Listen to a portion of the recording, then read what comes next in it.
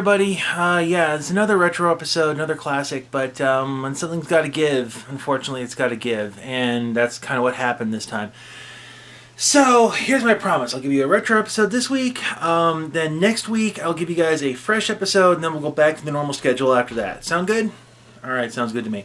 So, this episode was actually filmed in 2014, and it was something that I had a lot of fun doing, and a lot of live segments, and all sorts of good stuff. So, enjoy the show.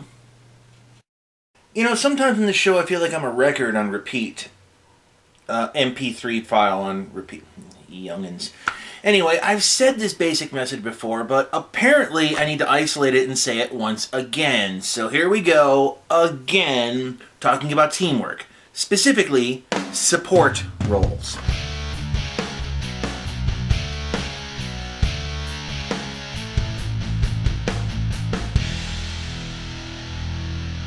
What spurred this on was a comment said in a live broadcast from the dev team at DC Universe Online. They were announcing a work in progress coming out in DLC 10. The concept of the show and the forum posts is to get feedback from players about future projects and build, and in this case it was a feature called Weapon Mastery. Wait, side note. I am just jaded enough to believe that companies like this really don't listen to their players. They're going to do whatever they want to do. Watching this hour-long program was kind of like listening to a used car salesman. It was an hour-long dog and pony show selling me a product that I really didn't even want. But more important to this discussion, they both said something about 22 minutes in. A viewer asked how this new feature would impact healers, controllers, and tanks, and their response, in full. Right. We've always imagined healers, trollers, tanks contributing to damage, and I think there's a state in the community right now where a lot of those are just meant to, you're the green bar guy, you're the blue bar guy, you're the guy that makes me not get hit. And while that's true, we want those roles to be there, we still want those players to feel active and participating. Right. And I think this goes a long way to making them more useful about not just feeding the DPS players.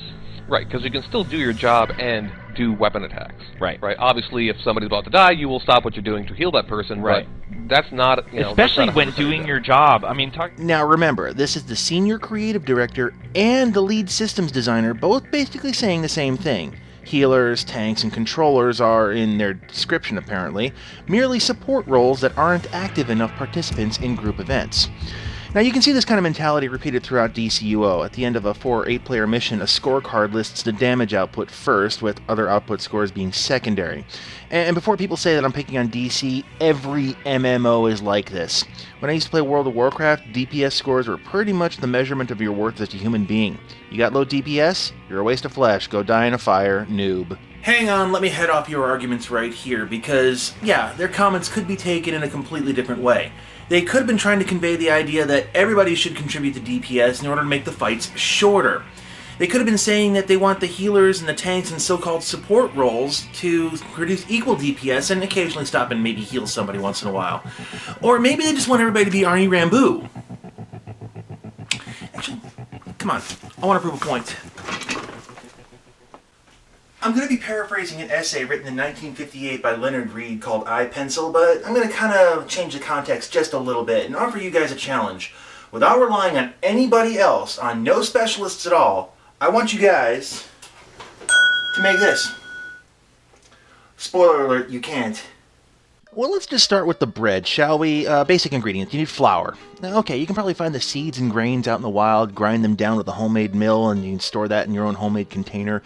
And then you need to grow your own yeast, but you do that by soaking fruit that you grew yourself on a fruit tree, and then put it in a container of water that you made by yourself. And hey, you might live within walking distance of a salt mine, so you can just grab a chunk out of there and just grind that down too. It's getting a little bit complex. So let's just bake some bread, shall we? Okay, first you gotta start by mining for metals and smelting them yourself in a forge you built yourself with tools you handmade yourself, then forming the metal into something like a pan or a sheet of some kind, and then firing it up in an oven that you also created yourself by gathering materials from the environment or just building it from said materials, and find stuff that you can sustain fire with at the right temperature. And if you want some butter on that bread, oh wow, well first you need to maintain a herd of cows, you need to know how to milk them, make the milk safe to drink, know how to churn, you have to churn said milk in order to make butter. The point that I'm getting at here is that in every step along the way, from the bread to the butter to the serving surface, millions of people have been involved in making toast. Good toast. In the modern world, we simply could not get by without specialists. Having specialists allows you to do your job better, but at the cost of having to be reliant on other people. For example, fighter pilots, they only fly the plane. The maintenance crews keep them flying. Now, pilots can focus on being better pilots and keep bad guys at a distance, and maintenance crews can focus on keeping the planes in fighting form and not have to worry about enemies dropping bombs on their heads. I mean, hell, even America's Army goes out of its way to talk about support roles in the real world. Not everyone in the Army is a trigger jockey. What do you think happens when you're out on the field and you run out of ammo? That's where I come in. I think the problem here is the game developers and the players have this mentality to them. The term support role has this stigma to it. I think the insinuation here is that unless you're on the front line dealing massive amounts of damage, that you are useless to your team and you're going to be bored out of your mind. If you're bored in a support role, you're doing it wrong. Welcome to a random 8-player instance in DCUO. This is not the well-oiled team machine they're always bragging about. This is an in-the-trenches dirty slugfest as we try to learn how to work together. And even in these random groupings, we manage to do it. I prefer to play so-called support roles in these because, at least to me, it's a deeper challenge than just making more DPS. Now, I've said this before, and it bears repeating. If I'm playing a controller in DC, I'm not just the guy providing power bar boosts. I'm throwing stunts the bad guy gnawing on the healer. I'm locking down bad guys to keep them in one area. I'm throwing debuffs to the main bad guy so he's easier to kill and hits for less damage. I'm trying to position myself not to get killed so the healer won't have to worry about me. And all the while, yeah, I'm supplying power too. I would hardly call what I'm doing as not being active nor participating. I'm working my skin-tight skivvies off in order to allow the DPS specialists to do what they do best. I'm trying not to be a hindrance to the healer so they can do what they do best. I'm trying not to make the bad guy mad at me so the tank can do what they do best. It's a delicate dance. I think the main problem is that the gaming community focuses on one stat and one stat alone. Damage. Why do you think everything else is called a support role? But what if you de-emphasized damage? What if everyone was a support role and you win or you lose as a team? Behold, the power of video time travel. All right, either everyone knows or nobody good luck. wants to admit. Here we go. Science LRS on main screen, please. This is a game called Artemis. Now, the setup you're seeing here was made for a convention space, but it can be played in your living room. I should know, I've done it. It's a spaceship bridge simulator, and each player has their own station on the bridge and a role. So I'm sitting here at the science console. This is where everybody does all the scanning. This is where you do all the long-range scanners and you're finding out where the weaknesses in other people's shields are. Next to me is engineering, and that's where they play with all the power. All of these stations are specialists, but all the specialists answer to the captain, and the captain doesn't actually get a monitor. He's got the main screen, but he doesn't actually have a computer in front of him. All of these stations have to work together towards a common goal, or you fail. Let's work on this one first.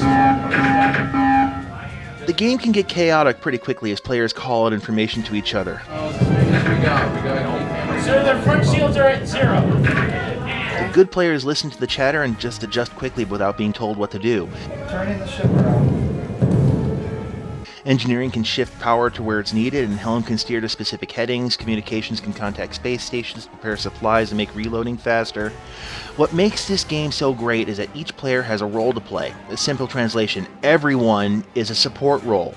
You have to work together because it's impossible to micromanage all of the stations.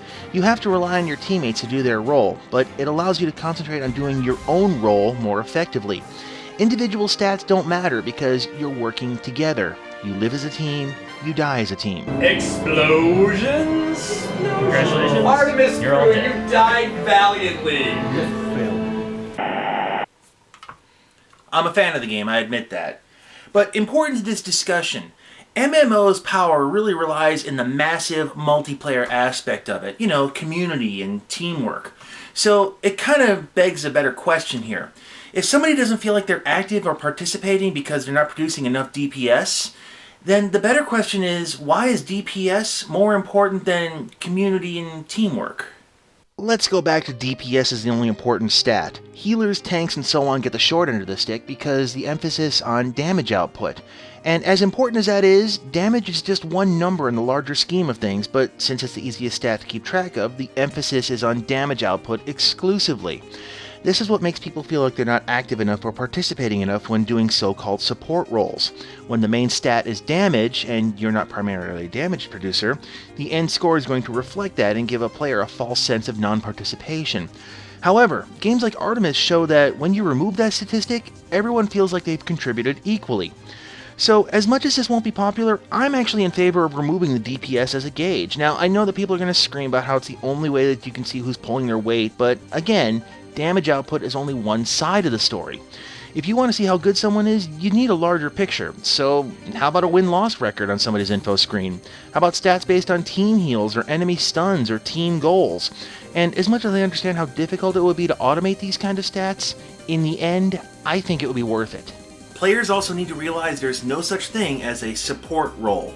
All roles are in the game for a reason, and they're all vital to your success. If you don't believe me, try doing a dungeon run without a tank or a healer, see how far that you get.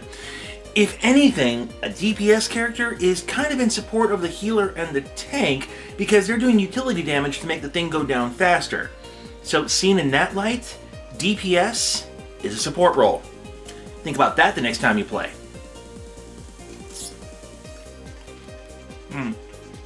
Still good toast.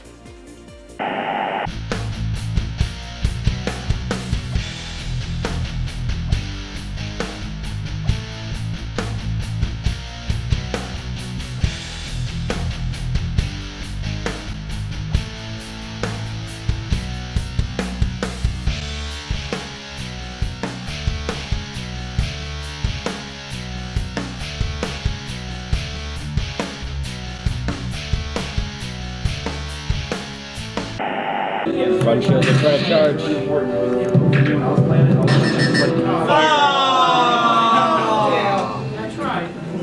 I killed two! Well played, crew. Well played. So that was actually a respectable difficulty. Well, we tried. We tried. Next time. It's always the next time. Death before dishonor.